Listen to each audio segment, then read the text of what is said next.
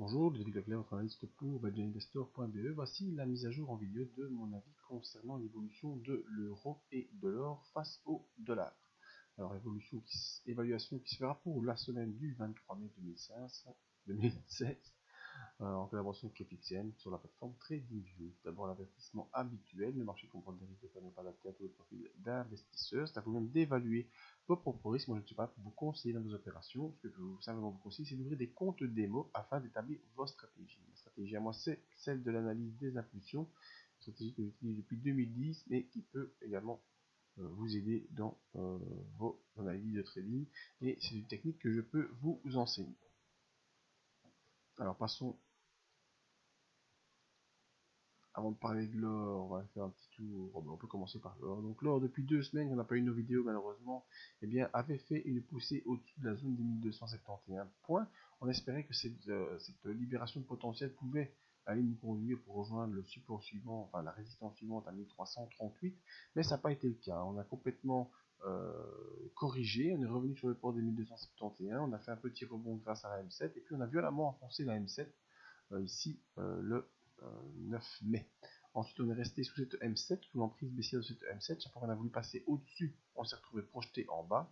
On est passé une petite fois au-dessus, mais ça a été simplement, comment dire, un faux signal parce qu'on a replongé directement ici courant de la semaine mercredi. Voilà, on est maintenant passé sous la M20 et c'est la M50 qui nous soutient ici pour l'instant avec ces petites bougies et cette clôture à 1250 points.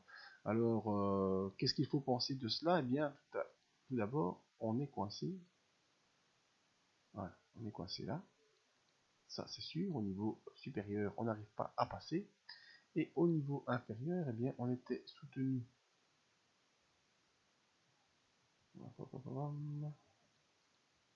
On est soutenu ici par cet oblique également.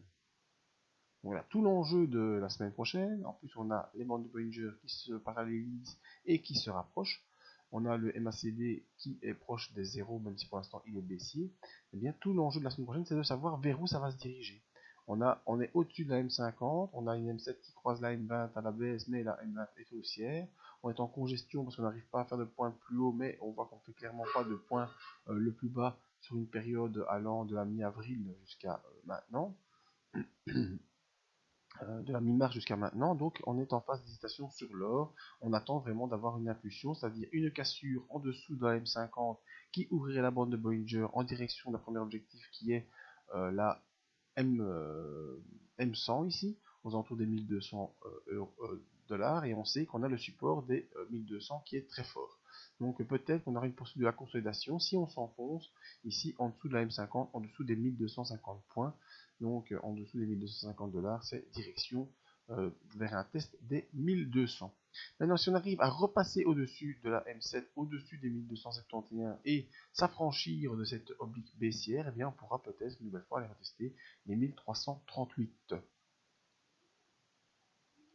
Mais au niveau de l'euro, que se passe-t-il? Eh bien, on avait tracé, souvenez-vous, notre grand range haussier. Voilà, avec des extensions possibles jusque cette partie à extension qu'on avait eue il y a bien plus de 15 jours. Et depuis, on n'a fait que baisser. On s'est enfoncé sous les 1,14, on a enfoncé la M7, on a enfoncé la M20, on a enfoncé les 1,13, on a enfoncé la M50 et on revient gentiment sur la M200 et sur le bas du range qui permet le support. Donc voilà, l'objectif baissier que nous avions déterminé, c'est-à-dire un aller au-dessus du range, un aller en dessous, un aller au-dessus, et si on est revenu à moitié, puis un aller au-dessus et un aller en dessous, ben cet objectif baissier est quasiment maintenant réalisé. Donc il faudra surveiller les possibilités de réaction haussière.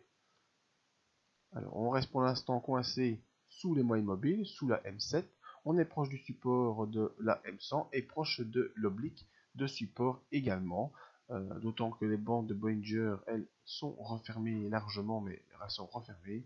Donc il faut s'attendre à toutes les réactions possibles. Maintenant, on aura une accélération baissière si on passe sous la M100 et si on sort du range avec ici un support de 1,1096, on va dire 1,11. Donc si on s'enfonce sous 1,11, eh bien on ira rapidement vers les 1,08. Un rebond ici nous permettra une nouvelle fois de revenir vers un test des 1,1318. Donc on attendra de voir ce qui va se passer début de semaine sur l'euro-dollar, voir si on peut repartir à la hausse pour un test des 1,1318 ou bien si on ira carrément jusqu'à la M100 qui pour l'instant a un 11,51. Donc s'attendre à un potentiel rebond technique sur l'euro-dollar, c'est possible. Sur l'or également à surveiller la sortie du triangle de congestion. Voilà, il y a le support oblique en dessous et la résistance oblique au-dessus. Donc on est soutenu également par la M100. Il faudra surveiller le débordement de ces zones, donc que ce soit sur l'euro ou que ce soit sur l'or côté en dollars. Maintenant pour faire le suivi de cette analyse, eh bien, venez vous inscrire à la mailing list en bas de page du site. Également, on fait des lives forex où on va essayer de former un groupe de traders avec qui on fera de l'intraday. Les journées seront déterminées à l'avance, donc rejoignez-nous si vous voulez partie de ce groupe. Chacun donnera son avis sur les différents actifs et chacun donnera les signaux qu'il pense être corrects à chacun de donner simplement son avis, voilà, sur ce qu'il voit sur sa propre plateforme. Ce sera un rendez-vous qui se fera courant de la semaine. Je vous avertirai via mail si vous êtes inscrit à la mailing list. En attendant, je vous dis à bientôt pour d'autres vidéos. Et n'oubliez pas de venir voir celle-ci ici.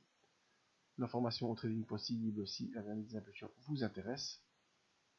Le trading live, vous inscrire à la mailing list pour avoir la date et l'heure. Et la note de contact si vous voulez m'envoyer un petit message ou une petite question. Merci à tous. À bientôt.